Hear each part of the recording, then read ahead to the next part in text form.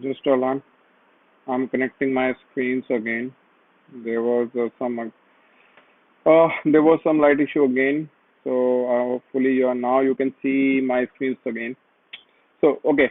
So these are the three tools that you should use for your keywords once you are start writing your blog, right?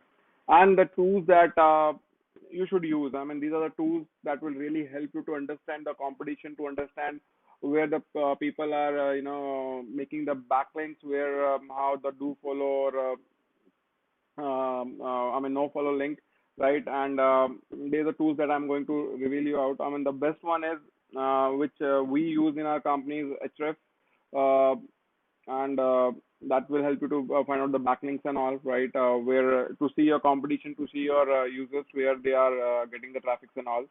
There's a one tool as well which help you to understand the similar web, right? And which help you to understand the comment for the competition and all. Then the third one is what's and where. It will help you to understand uh, regarding the ads. When you are playing the ads, right, for any kind of a conversions and all, it will help you to understand which ads are getting more traffic, what the traffic they are getting on the Facebook, what the traffic they are getting on the, Google ads and all, and how long that ad is running in the market. So these are the three tools which help you to analyze your strategy. Guys, I always focus first that if you want to run a good business for a longer period, right? First, you have to make the strategy. Development, execution can be done, but if the strategy is wrong, then all the things which you are going to do, that will be waste, right? First, start focusing on the strategy so that you can come out from the market, you can stand out from the market so that you get the business and all. So just focus on the strategy first. So these are the first two things you have to do before starting any kind of a blog. Which if you see on the 2T Hub, I think lots of writing is there. Lots of articles has been designed for my content team. So these are the strategies they use first, right? So that they can get the organic traffic for our system and all, and through that we can get the leads, and we don't need to invest more on the paid ads and all. Sometimes it's required when we are looking for to promote something to get the specific lead for some clients for their businesses and all. Then we play the ads, but for the 2T Hub itself, we don't play any kind of ads. So this is a strategy that you should also try to implement, and it will really help you out, right? Now, now you have to write the headline of the the blog that you have planned. So, I mean, generally, what we have identified is there are the blogs which generally trend as best engineering colleges, top engineering colleges. These are the keywords that should be there in your titles and all. It really help you. So these are the three keywords I would say. Like what are the best engineering colleges? What are the best courses? What are the best Android courses? This is the question mark kind of a thing people like to search. And if your blog start with a question, right, and you are giving that answer, that solution, that description in your body, trust me, then it will be ranked. It helps you to rank in the Google search engine and all. So it you will get lots of organic traffic.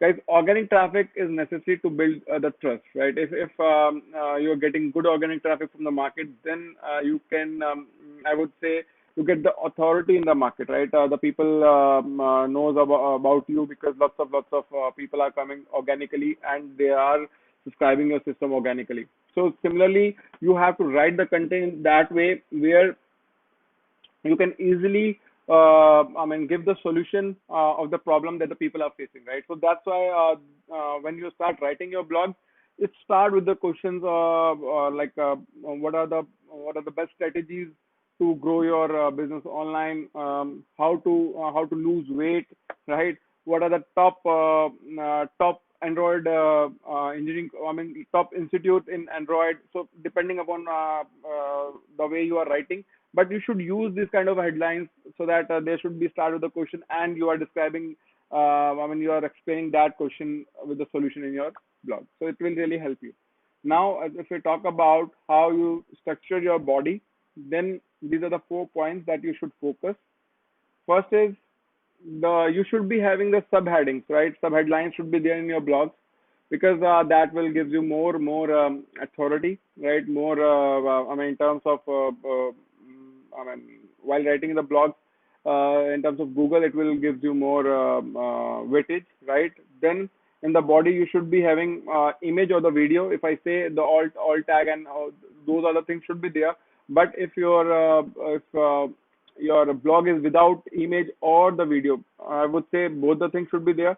But if you are not maintaining any of them, then it's totally useless, because people don't like to see a don't like to read much, right? If you have the content in terms of graphs, in terms of images, in terms of videos, then you will be, I mean, the engagement of the customers will be more in your blog, right?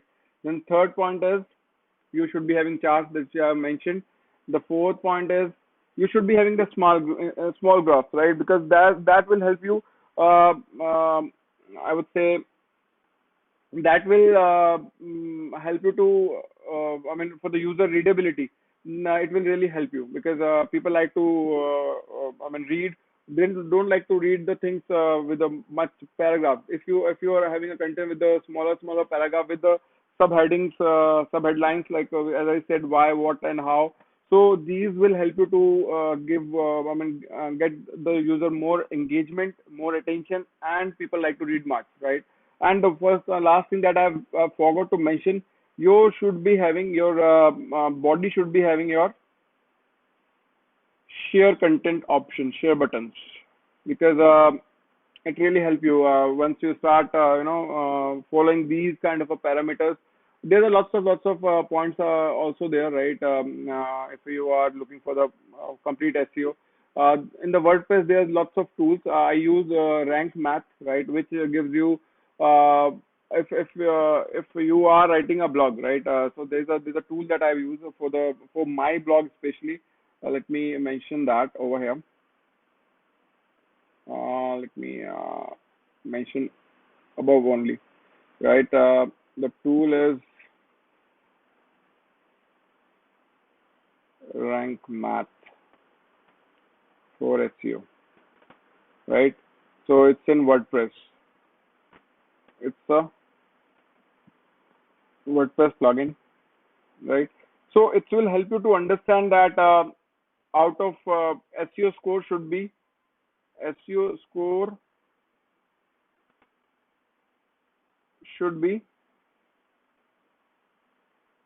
more than 100, or more than 80%, right? So it will easily, you will easily get, once you start writing the things, the SEO score, you will easily identify what the things you are missing, how the keyword is not be correctly placed, how the keyword is not there in the URL, how your keyword is missing in the headline. If the keyword is not having more repetitive keywords in the title, then also it will, I mean, warn you.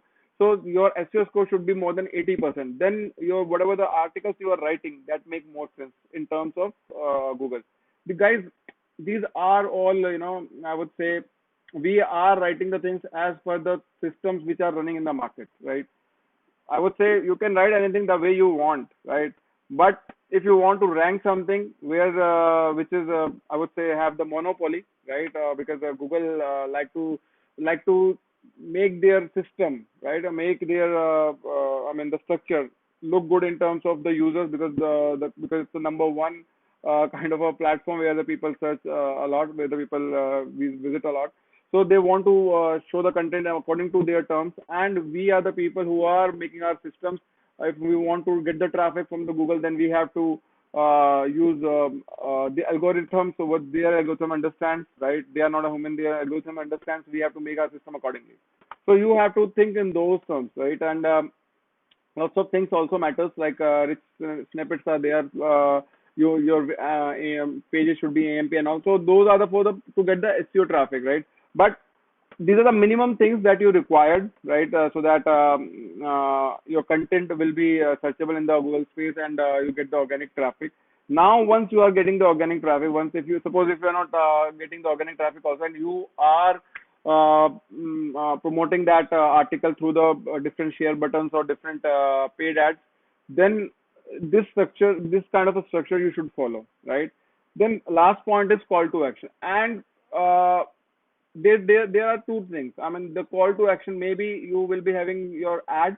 I mean, maybe you are selling something with the ads inside, or you are capturing the like. If you see my blog of adityatoma.in, whatever the articles I'm writing in that, there's a call to action to join my webinars, because I always prefer to interact my audience, whatever the people are in my private webinar, face to face. So that will really help you as well to have the call of action according to your end goal. Whether you are trying to capture the lead, whether you are trying to sell the things, or whether you are to just I mean, looking for some kind of a CPA kind of a stuff. I mean, you are looking for actions and all, like clicking on the ads and all. So depending upon the kind of end objective you are having, you can plan in that way. So call to action is my call to action is linked to lead form. Your call to action can be the same or can be different.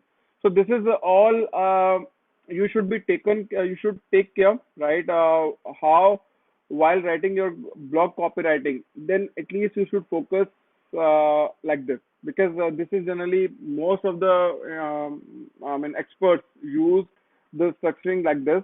They use lots of other methods also according to the SEO standards, according to I mean Google Search Console or whatever. If you follow that, then it will make you understand more things, breadcrumbs and also those other things also matters. But this is a minimum thing that once you start writing and you want the good conversions from your articles, then you should follow minimum this thing. So this is all I have for now, and we will be meeting on Monday at 9:30 again, and we will be focusing three things still left in this. And if you haven't joined my this course is free. If you have missed something in my previous webinar, how to do the copywriting, how tools for the copywriting, types of the copywriting, email copywriting, CPC ad copy, conversion ad copy, all these things if you have missed, then just it's a free course. Just go to askadi.co/rise. Definitely, guys, you will get the value, and it's totally free. The top niche knowledge which I share at 9:30 to 10, it will really help you to grow your business. So this is all I have, guys, and we will meet tomorrow, especially for the people who are in my different courses, who are my paid members. If you want to join my private webinar at 9:30, where me and my audience or the customers that I'm having, they talk simultaneously and they ask me doubts, then you can subscribe to any of my course. Then you can join my private link tomorrow at 9:30 of the Zoom link, where we can discuss the things face to face. So this is all I have, guys. Let's meet on Monday at 9:30 of Aditya Tomar webinar. Bye bye for now. Take care.